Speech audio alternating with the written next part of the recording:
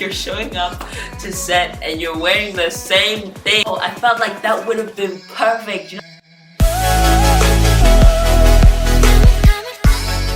see the world in colors, have you in black and white? Make me soft and tender, love me hard. I actually want to watch that again. I'm about to rewatch Nevertheless all over again. Hey, it's Karen. Welcome to my second channel, where my only hope is still to make you smile. We do things a little different here. It gets weird. I have like a weird thing going on for there. It gets loud, but most of all, we have a lot of fun. So join the community, join the family. Click on that subscribe button. It's red. Goals 500. We're getting there, guys. We're getting there. So subscribe. Let's get to 500. Oh, I thought my phone was dead and I was like, I need it for my notes. But today I am reviewing what episode are we on? I think 11. If I say it wrong, then I don't know. Episode 11, episode 12, because we ended with such a bang bizzle with episode 11. I was wrong. I thought we're gonna get another kiss with this one, but I'm still having my fingers crossed. So yeah, we're coming off hot from episode 11 with the kiss and everything, and now we're moving on to episode 12. I've been saying that for a whole minute now, and I apologize. So for those who are new here, we got a new format. Intro, check. Make the bunny making bank account number. Yikes! That's the shit that never. Sorry. Getting bounced on your bitch. I do the. Sorry. Then after that, we are going to character development, and it's gonna kind of merge in storyline, and then we do an overall rating review. Because you guys said you liked that format, so I'm gonna keep it. Listen. So keep commenting. I just also did a vlog yesterday or today, depending on when you're watching this. Eating like Jisoo for a day, because I'm like, well, we're all watching Jisoo every week, so I might as well make a video on that, because I've made a couple other eating like videos on this channel. So I was like, why would I not make it for Jisoo? I don't know if I should eat like Haen or like all the other cast members, like a snowdrop edition of eating like for all the other characters. That would be kind of fun. You guys comment below and tell me what you think. But other than that, let's get started. Character development. We'll start with the main characters. We'll start with Jung. I love this kid, man. I know before episode 11, she was like on my nerves, and I was like, I like her as a character, but I don't like her as a character. Like, I don't dislike her, but I disliked her actions very much. These past 2 episodes, she's been killing it. Especially this episode, she was strong. She didn't do anything dumb. She did quite the opposite of doing anything dumb. She did something really smart that saved a lot of people's lives. And I think it's just because there's more transparency with everybody, and I really like that. And she's back to my top favorites for sure. And I mean, there's nothing more to say about her. Like, I just really liked her in this episode. I liked how vulnerable she got. It also kind of broke my heart a little bit towards the end, which we'll talk about. I don't want to talk too much about it. I'm just going to talk about how I feel about the characters. Then we'll talk about the storyline during the storyline segment. But for Jung, I'd give her a strong rating of a 9 in this episode. She was perfect. She was a perfect role. She did the perfect things. Suho. I also like him a lot now. He was also really annoying me with these actions, but he's a smart man. Unfortunately, that kind of came due to heartbreak and like realizing his dad is not who he thought he was, and realizing, you know what broke my heart? There's a scene where he's trying to just say like, I'm just trying to protect you guys, I'm gonna protect you, and he's saying everybody's gonna get out alive, he's saying he's gonna protect Jung, and the doctor's like, well, you're gonna have to leave too, you know? And he's like, yeah, I'm going back. And the doctor's like, what the hell are you talking about? And he's like, well, I can't, he's gonna kill my sister. And I'm like, this guy's fighting, he's got like something else that he's fighting for here. Like, he just knows like it's not gonna end well for him, which is so heartbreaking. He knows that he's only doing this for his sister, he's probably gonna die, and he's still willing to save everybody, which is just so admirable. I think it broke my heart. It broke my heart a lot just seeing him get emotional, seeing him cry, and just realize that he was just, again, just a token. But seeing his bravery, seeing his smart moves, and really be calculated and considerate. He's so kind. Like the way he treated the doctor was just, and Youngro, like, I love him. I give him a 9.5 because he breaks my heart a lot. So I'd give him a strong 9.5. I might give Youngro a 9.5 too, actually. They'll both get 9.5s because why not? Who else? Gangmu. Controversial. You guys know I hate that guy so much. But the scale of hate out of 10 for Gangmu was 10 out of 10. Now, in this episode, he's not doing anything. Again, I just hated their actions. He's pretty loyal. He's starting to fall in line and listen. He's trusting Suho's actions, and it's look what's going on. Things are good. So, you know, and he's questioning a lot, and he's pushing back, and he's keeping the peace, he's keeping the order. I'm just really hoping he doesn't do anything stupid because his fiance might be in danger. But from my level of hate for him has now gone down to a 6, 7. Still don't like the guy. He did too much. That pissed me off. But I should be more forgiving. But rating him on this episode, I'd give him a strong 7.5. Good guy, good decisions. Not annoying on this episode. Detective. Detective on this episode didn't show too many times, but she was very key in the elements. When the show started, it started with the bunny, which I'll show it. I was convinced because I was watching it pretty early. Somebody said, "Where do you watch Snowdrop?" I'm just gonna let you know. I watched it on Kiss. I don't know what you can watch it on Drama Cool 1, and then this kiss.kh.me. That's the website, kiss.kh.me. And you'll see all the Korean shows that you want to watch from there. Or Drama Cool. I don't know what the Drama Cool URL is, but it's probably going to show up. But point is, when the show started with her dressing as a bunny and like kids laughing and all these things, I was convinced because I watched it very early in the morning. So just after it premiered, I waited for it to finish and then the subtitles got added. And I was like, I'm 100% sure they accidentally put the wrong show.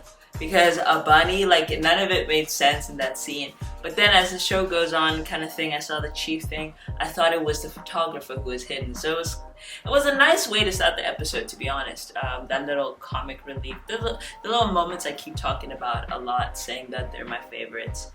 I really enjoyed that. I think she was good. She was a key element in all of them. Her trying to get away was just dedicating herself to the cause, and she could just be safe. Like, she could be chilling. She doesn't have to do anything, but she is trying very hard to get out of there and risking her life for the sake of the students, which I respect. So I give her a strong 8. Dr. Kang. Why am I screaming? I'm sorry. You ain't worth my love if you only love to hate me. Love, you love to hate me. Oh, I sang that. I just felt like I was talking too much. I just kind of wanted to pat and interrupt. Also, quick outfit show. Wearing this outfit, ironically, like I thought it was gonna be ugly. Just ironically, like I was like, I'm gonna look like trash today because I'm not going anywhere.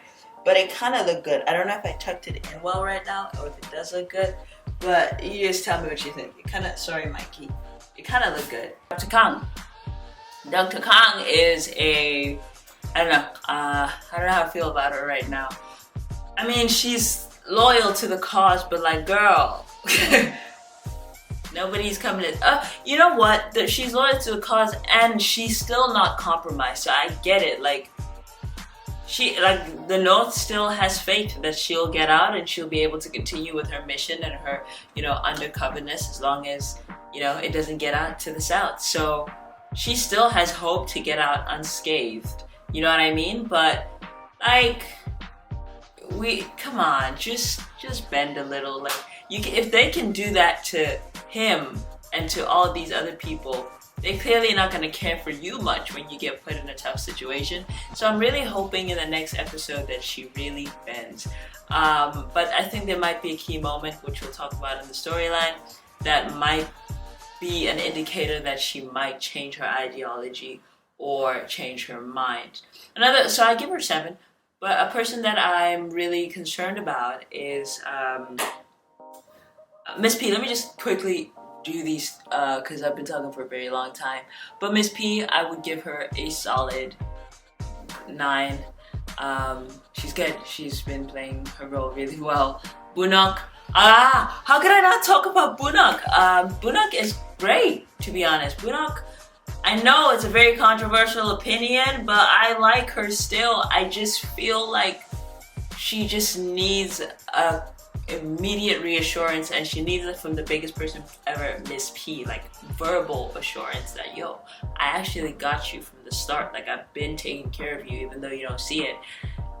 Because she's acting out of insecurity. She's acting out of fear. She's literally acting out of a position where she's like, if I don't save myself, nobody's gonna save me. So and then she's also not only acting out of that, she's also acting out from the sense of like, Dr. Kang is still apparently controlling her. So what is she gonna do? You're gonna betray Northern Spy? I'd like to see you try. But I really feel so bad for her. I rate her a 7 because she fought back and caused a lot of unnecessary friction. But I feel like those are the most important characters that we talk about today. There's obviously Comrade Joe, which I'm hoping he also converts, but we're 11 minutes in, so let's move on to the storyline. So it sucks because they were really trying to get it out there, and she has this elaborate scheme, which is kind of funny, and then it just all got thwarted by like the media. So I wonder if now the footage is ever gonna come out or not. Like, is that the end of it? Because that is really, really, like, if that footage comes out, it's wraps. Like, it's groundbreaking, and it's gonna cause a lot of uproar in the public. So I'm really hoping it comes out some way, even though it has been thwarted. So we'll see about that. The scene, then after that we noticed a scene where, this is a scene that I want to talk about a little bit, when Dr. Kang was trying to kill Suho. I thought, like, when he untied her and she's chilling, I knew she was gonna do something, but I thought she was just taking it to hide in case something happened. I was actually genuinely shocked when she tried to kill him. But I was also wondering, is she actually gonna go through with it? Because she didn't look like she was really fighting like she was, but was she? Do you know what I'm saying? Like, was she fighting? No. But yeah, that's what I was thinking. Like, Karen, here is your reminder. Start my night routine. I will start my night routine. Alexa, stop. Yeah, I was actually surprised that she was gonna do that. I thought she was just gonna use it as like a security kind of thing, but I think her heart broke a little bit, and she had a little light bulb moment where she realized, if your dad, first of all, she didn't even know it was the dad, like her man in command or whatever, is Lim Soo-ho's dad, and he's trying to kill you. So how about me? So I think that is something that is a little thought that she had when she saw him crying, and it probably kind of broke her heart too, because she clearly liked him, and she doesn't, like, that's why I was so shocked when she tried to kill him. But I feel like that little scene is is gonna cause a little bit of a change in her outlook and her choices. Do you know what I mean? And yeah, that scene in general broke me when Lim Soo-ho was like, I will save you. Like, even after all the betrayal he's felt, like, he's just like, I'll save you, dude. Like, you can leave and go to another country. I just have to say, I'm gonna die, but at least my sister will get to live. If I really think about it, he's lived his whole life for his sister. Like, how he met his dad was because he was desperate to save his sister. And now he's dying because he's trying to save his sister. He probably went to war because he was trying to save his sister.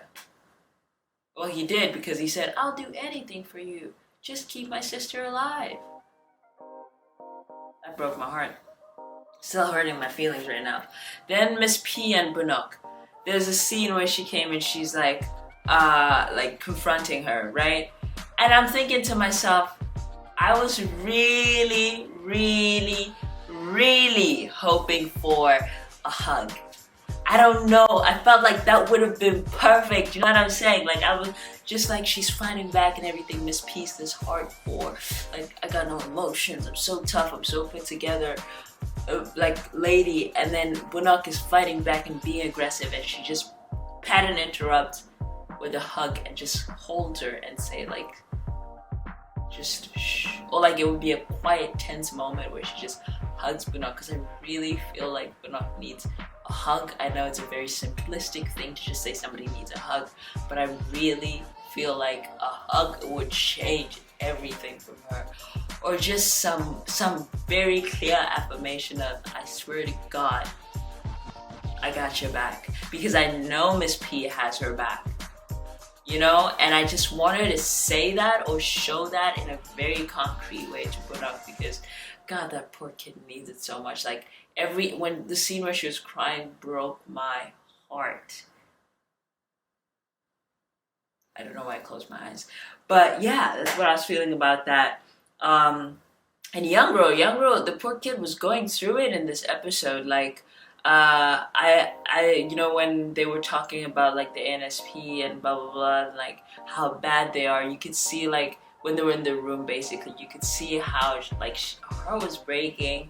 She was so bothered, like the guilt she must be feeling, you know, and the sadness knowing that all of this talk and all of these situations and everything that's going on, and the burden of maybe possibly everybody dying or everybody suffering through this, is because of her dad.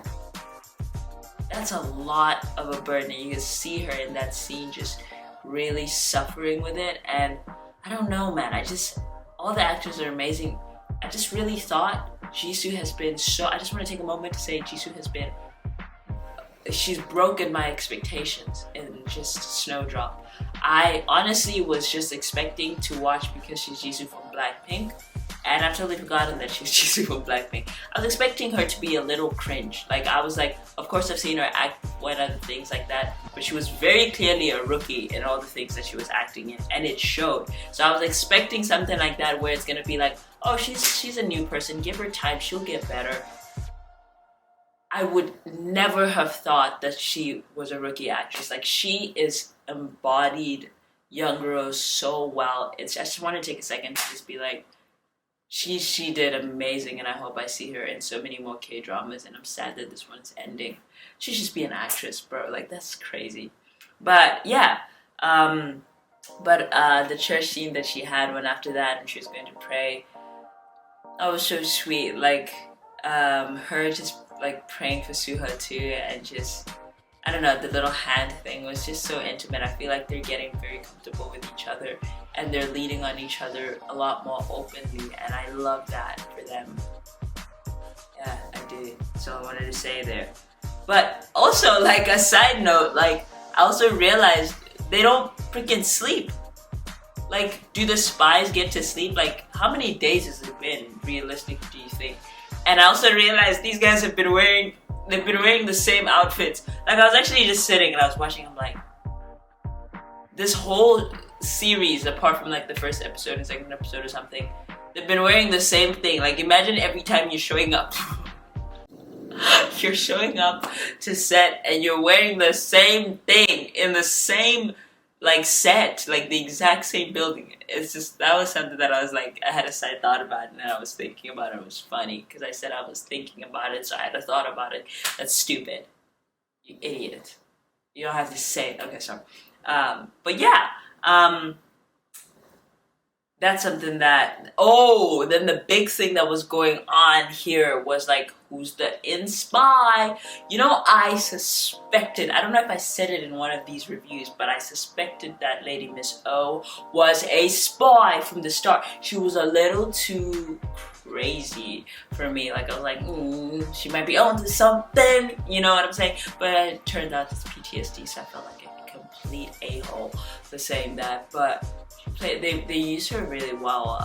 The NSPCPQRT is so evil, but I'm glad they didn't hurt her. I mean, I'm glad that they found her and before things got really dangerous. But there's another mole, right? They found like when he was doing those things where he's like, wait, you were gone. Who's the mole? Who's the isn't there a mole for the NSPPP who was the crazy lady? Miss O, sorry, I don't want to use that. The mentally unstable lady due to PTSD. And there's also a mole for who's the northern spy? Who is it? Who is the northern? Who is it? I don't even think, I was really suspecting Miss O, but I don't know. I don't know who it could be. So you guys need to comment. I can't, like, that's the only person I had as a source. So, yeah. Oh, then we're closing out the scene. You know, that's why I was like, I really gave Younger a 9.5 is because of the final scene where she finally did something really like smart and really noble. I mean, she's always been noble. It's just the decisions and the intentions were never lining up. But her going up to the dad and really trying to convince the dad, yo, please dad, please let everybody survive. And her defending Gangmu and and Suho for her life. But then these guys weren't stopping to shoot. So this is what I had in mind. I was like, that guy, you know, when they pulled, Stress Guy pulled that other guy to the side, and that other guy was peering. I think he was instructing those guys to shoot and kill Youngra's dad. Because they didn't stop shooting. Way after he was like, yo, I'm the director, stop. They shot him. It wasn't an accident. So that, I feel like that guy, that was his plan. Like he was like, those two are gonna go out there, go shoot this guy, and then we're gonna blame it on the spies. And he wants to take over. So, and that little weasel was listening in on both conversations. So I feel like he's gonna do some crazy stuff too. So yeah, this episode was really good. Overall rating, I'd give it a 7.5 because it was a pretty slow episode. But again, it was also very key because I feel like it was building up for tomorrow's episode. I don't know when you're watching this, but yeah. Other than that, expectations for the next episode. Obviously, I want to see if Younger's dad is gonna survive. I wouldn't care if he was gonna survive if he wasn't Younger's dad because he's evil, but because Younger has already gone through so much trauma and this is literally her last family member, I want him to survive solely for her. She can't go through anymore. But also, like I said, I want to see how the drama is going to unfold in the NSP CPQ when that guy obviously takes over like he intended to. And just, I feel like tomorrow is going to be all out war. So come back. You probably watched it by the time you're watching this. So go and watch my other review. I love you. Thank you for watching. It's over. Ah! For you, but risky.